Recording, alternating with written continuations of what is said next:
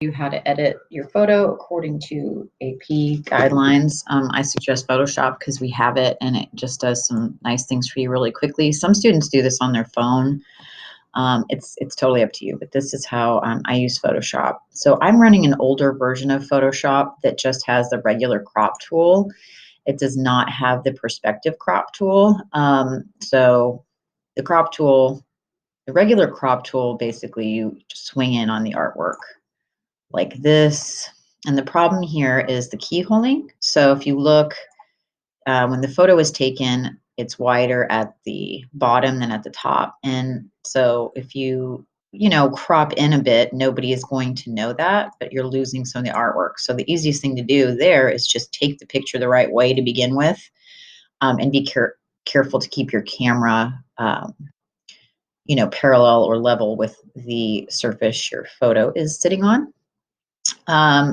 If you don't want to lose anything, though, I'll show you. And in this piece, I really like this speckling that happened around the edges. That was a happy accident. So it'd be cool if we could keep some of it. And so I'm going to crop some out, but not all of it.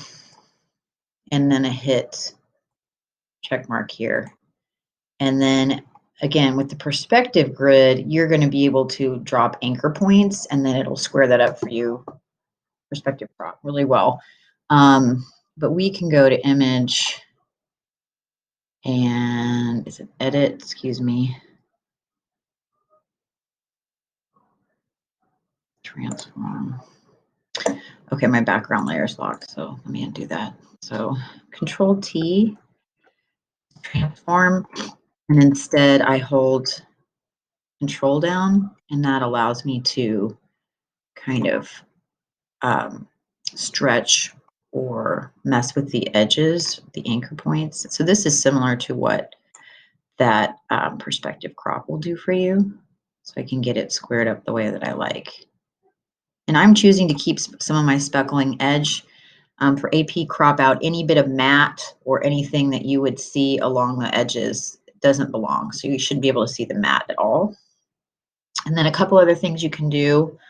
If you need to rotate the image, if it's sideways, image rotation, and then I'm going to do this.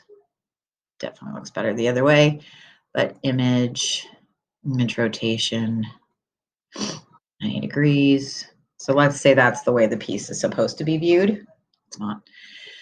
And then you can also do image adjustments and levels. I use that. It's basically adjusting the contrast of the photo. You know, you can't make the photo look better than it does in real life. You can't alter the appearance of the artwork, but I really want to see some of that down inside stuff. It kind of got a little dark in the photo. I want to be able to see those wires and mixed media in there. So we'll say okay. And then image auto color, image auto tone. Those things you can do, adjustments. And then I'm going to, so you can change your photos. This is a way you can add revision to a photo, but you just have to give it credit.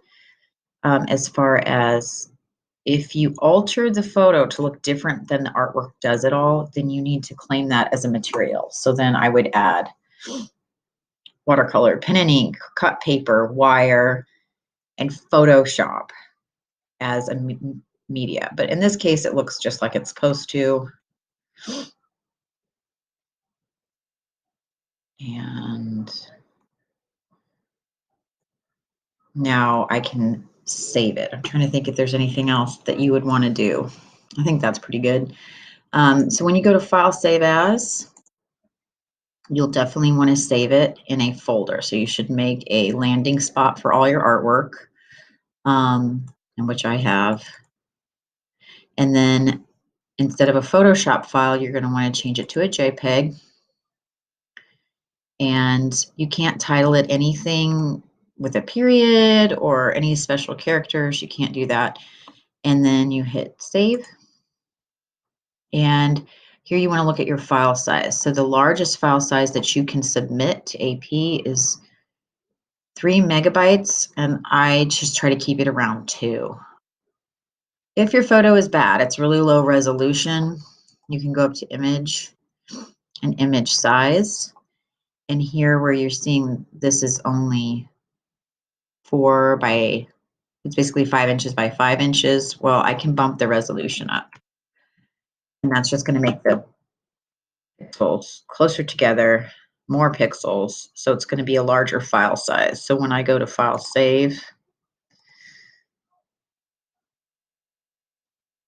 site,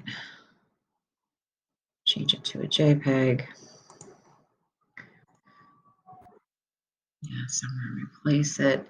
So now look, when I bump it all the way up, see how the file size went up? Not a ton, but the resolution will be a little bit better when I turn it in for the exam. And after you're done editing your photos, you'll put those in Google Drive according to Schoology. Okay.